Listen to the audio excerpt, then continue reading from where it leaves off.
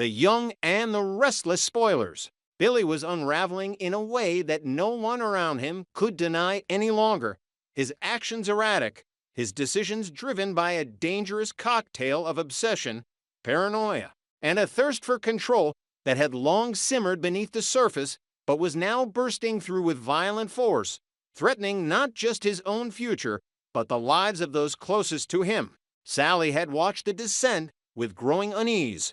Her once tentative loyalty to him eroded day by day as she realized the depth of his instability and the true danger of what he was becoming. She had thought she could manage him, thought she could temper his more volatile impulses, but now every interaction left her trembling with dread. Every whispered promise sounding less like affection and more like a death sentence, until finally she knew she could no longer live under his shadow. But when she tried to pull back, when she hinted at leaving, Billy's mask dropped completely, and he revealed just how far he was willing to go to maintain his grip, swearing that if she dared to betray him, if she dared to run or expose what he had done, he would not hesitate to destroy everything she loved, threatening to wipe out her family with a chilling, merciless certainty that left Sally shaking to her core. The cruelty of the declaration was too much for her to bear.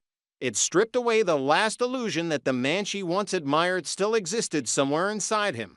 Now all she saw was a man consumed by madness, and the realization that there was no reasoning with him made her decision crystal clear. She had to get away, no matter the cost. Jack, watching this nightmare unfold with the grim clarity of someone who had seen Billy fall apart before, was the voice of reason Sally desperately needed. He told her in no uncertain terms that she could not stay tethered to Billy any longer, that the spiral he was in was not one she could pull him out of, and that if she remained, she risked becoming the target of his inevitable rage. Jack's words carried the weight of history, of knowing his brother's darkest cycles, and his warning was laced with urgency.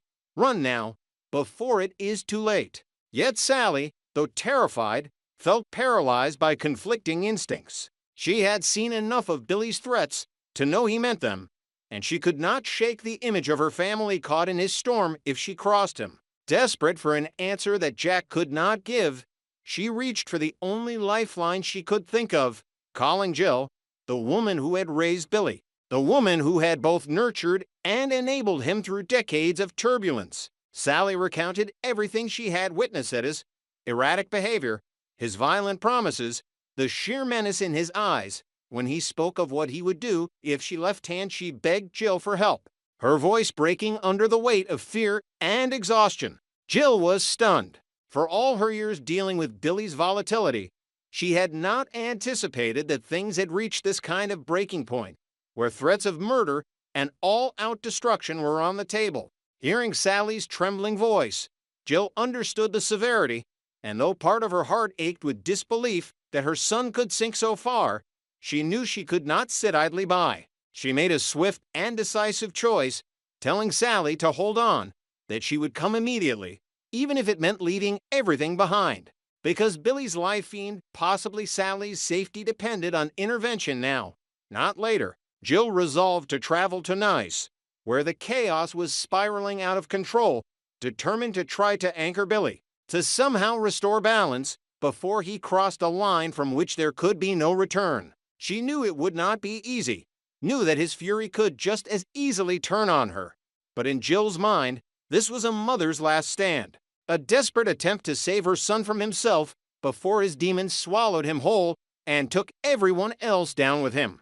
Meanwhile, Sally was caught in the agonizing waiting game between survival and exposure. Jack urged her again and again to leave immediately, to take her chances before Billy discovered she had reached out for help. But Sally's instincts told her that bolting might trigger the very violence she feared. The threat against her family loomed like a curse, and she clung to the hope that Jill's arrival might offer a solution, a buffer, a way to neutralize Billy without sparking outright catastrophe. Still, the atmosphere was thick with dread. Every moment felt like standing on a trapdoor, unsure when it might swing open. Billy prowled through their interactions like a predator, his moods shifting without warning, sometimes tender in ways that almost fooled Sally into doubting herself, and other times venomous, seething with accusations and dark promises. It was this duality that made him all the more terrifying. There was no safe ground, no predictability, just a constant dance with danger that left Sally hollow with exhaustion. The once fiery, independent woman was now forced into survival mode, weighing every word, every glance, praying she could hold it together until Jill arrived. Jill, on the other hand, was steeling herself for the confrontation ahead, replaying in her mind the years of Billy's struggles with addiction, compulsions, and reckless impulses. All the times she had believed he had turned a corner, only to see him crash again. This time, however, felt different. This was not just about self-destructs, but about dragging others into the abyss with him, and that terrified her. She boarded her flight to Nice with a resolve hardened by maternal guilt and fierce determination, knowing that Sally was depending on her, and that Jack's faith in her ability to reach Billy might be the last hope they had. As the plane carried her closer to the storm, Jill tried to map out what she would say, how she could possibly penetrate the walls of paranoia and anger that had consumed her son, and how to convince him to accept help when he seemed intent only on domination and revenge. For Sally, the hours stretched like days, her mind spinning with worst-case scenarios, her nerves frayed to the point of breaking. She replayed Billy's threats in her head, the coldness with which he spoke of annihilating her family, and she knew that even if Jill's arrival calmed him for a moment, the danger would not simply vanish. Billy was a man at war with himself, and that war was spilling over into everyone around him. Jack checked in as often as he could, his own patience thinning as he contemplated what measures might have to be taken if Jill's attempt failed. Though he did not say it out loud, Jack was considering the possibility of involving law enforcement, even knowing how explosive that could be. He loved his brother, but he would not stand by and allow Billy to terrorize Sally or anyone else unchecked. The stakes were rising with each passing minute, and Genoa City's legacy families were about to be dragged into yet another scandal that blurred the lines between loyalty, love, and survival. As Jill's plane touched down in Nice, the tension reached its breaking point. Billy, unaware of the storm gathering against him, continued to spiral, his grip on reality loosening, his obsession with control intensifying.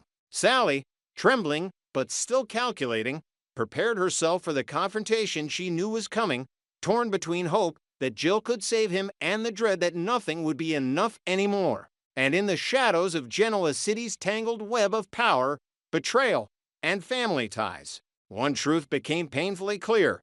Billy's descent was no longer just his own tragedy, it was a ticking time bomb threatening to consume them all. When Jill finally arrived in Nice, her presence filled the room with a commanding weight that instantly shifted the atmosphere. For years she had been the one person who could speak to Billy without restraint, the one who could both wound and protect him with her words.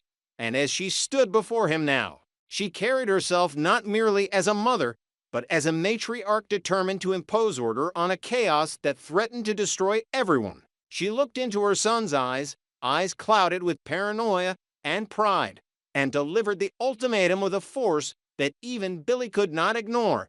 He had to wake up, he had to stop this madness, and he had to realize that the path he was barreling down would only lead to ruin. She told him she would not stand by and watch him destroy himself and everyone around him, that the time for indulging his reckless choices had passed, and that if he would not find his balance again, she would make the choice for him. For Jill, it was not just about saving Sally or protecting Jack's fragile sense of family loyalty. It was about saving Billy from himself, from the demons that had once again overtaken him, and about forcing him to confront the truth that he could not outrun forever. But Billy, far from being chastened, bristled at every word, his jaw tight, his fists clenching, as though the act of being confronted was more intolerable than the pain of his own self-destructs. He spat back that his life was his own to command, that he did not need Jill, or Jack, or Sally, or anyone else dictating his choices. To him, their interference was nothing more than suffocation, a betrayal wrapped in false concern, and he hurled the words with venom, daring them to leave if they could not accept that he was in control. The fury in his voice was more than defensive. It was the howl of a man who believed his autonomy was being stolen from him, and it revealed just how brittle his sense of authority truly was. Every time Jill pressed harder, Billy pushed back with equal force until it became clear that reason alone would not reach him. Jill's eyes blazed with anger at his arrogance, her patience splintering as she realized how deeply his delusions had rooted themselves. For all her attempts to guide him through the years, she was confronted once again with the reality that Billy's worst enemy was always his own stubbornness, his refusal to admit when he was lost, and her words were bouncing off the walls of a mind fortified against compassion. What broke the fragile balance of the confrontation, however, was not Jill's rage, but Billy's sharp turn against Sally, his voice snapping like a whip as he accused her of being the traitor in their midst. He fixed his glare on her with chilling intensity, declaring that she had betrayed him by running to Jill, that she had no right to air their struggles to others, that she had crossed an unforgivable line. His words dripped with scorn and contempt, each syllable heavy with the promise of retribution, and Sally felt her stomach twist in terror. She had known this moment might come, had dreaded the instant when her attempts to seek help would be exposed.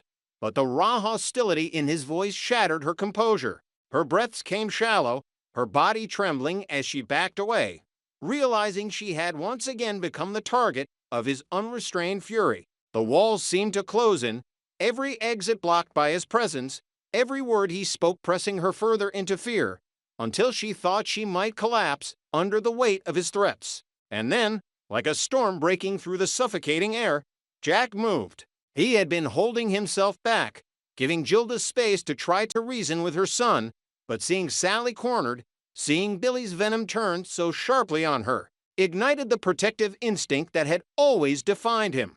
With urgency and a fierce determination, Jack stepped between them, shielding Sally with his own body, his voice cutting through the chaos with a steady force. For Jack, this was no longer about sibling loyalty or family loyalty. It was about the line Billy had crossed and the danger he posed to an innocent woman who had done nothing but tried to survive his madness. Jack's protective stance was a silent declaration that he would not allow Billy's rage to fall on Sally unchecked, that he would risk his own relationship with his brother, his own safety, if necessary, to ensure she did not become the victim of his spiral. The tension in the room grew unbearable as Billy's eyes narrowed, his jaw tight, the sight of Jack shielding Sally striking him as the ultimate betrayal, the final proof that everyone around him had turned against him. Jill, torn between the instinct to reach her son and the shock of his escalating hostility, felt her own fury simmer beneath the surface. She had crossed oceans to save him, only to be met with defiance and cruelty, and now, seeing him lashing out at Sally with such venom, she realized the situation was even more dire than she had believed. Billy was no longer merely unstable, was dangerous, and her ultimatum had not jolted him into reality, but instead had pushed him further into isolation. Yet even in her anger, Jill knew she could not abandon him, because beneath the fury and arrogance was still her son, broken and flailing, desperate to cling to control even as it slipped away. Her heart ached as she watched Jack take the brunt of Billy's wrath, as she saw Sally's fear nearly paralyze her, and she understood that whatever came next, it would not be resolved by words alone.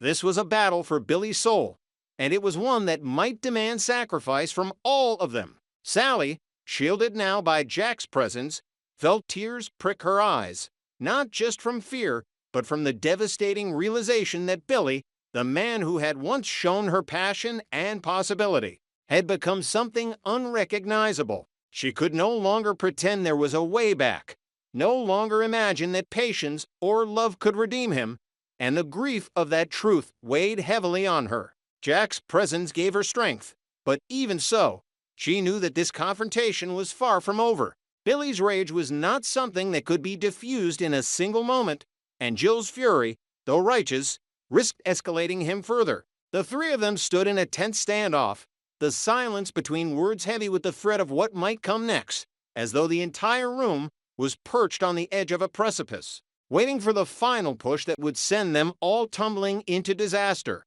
And in that moment, as Billy's eyes darted between his mother, his brother, and the woman he believed had betrayed him, the fragile threads of family, love, and survival were stretched to their breaking point. Nice had become the epicenter of their war, a battleground where decades of history, betrayal, guilt, and desperation collided, and none of them could be certain who would emerge intact once the storm finally broke.